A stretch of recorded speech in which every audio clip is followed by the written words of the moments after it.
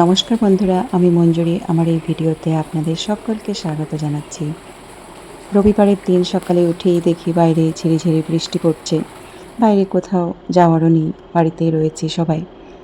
তো ভাবলাম সকালের ব্রেকফাস্টটা আজকে লুচি দিয়েই করা যাক। ময়দার লুচি অবশ্যই ভালো লাগে, কিন্তু আমার হাজব্যান্ড ময়দার লুচি একদম খেতে চায় না, মানে খুব কম খায়। সেজন্য বাড়িতে আমি আটার লুচিটাই বেশি বানাই।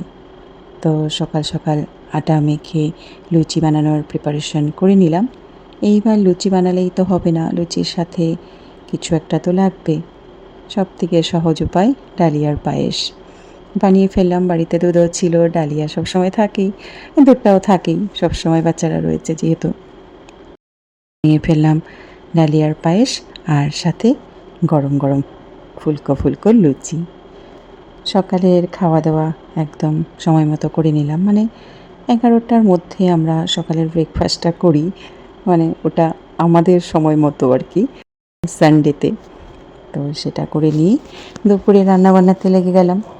দুপুরে রান্নাবান্নাতে খুব বেশি কিছু করিনি, হালকা ফুলকা রান্না ছিল। এই করলাম হলো কাতল মাছের পাতলা মাছের ঝোল, আলু দিয়ে টমেটো দিয়ে। আর করেছিলাম ডাল সেদ্ধ, মুসুর ডাল সেদ্ধ আর কি। সাথে ছিল হলো চাল কুমড়ো মাছের মাথা দিয়ে ঘন্ট। আর দেখলাম ফ্রিজে কিছুটা মাংস রয়েছে, মানে মাছটাই এনেছিল। ফ্রিজে দেখলাম মাংস রয়েছে কিছুটা, ব্রয়লার মাংস। সেটা হলো একটু ড্রাই ফ্রাই করে নিলাম। ডালের সাথে বেশ ভালো লাগে ড্রাই ফ্রাই খেতে।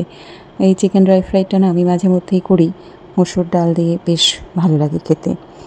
তো আজকে তাহলে আসি, বাই বাই।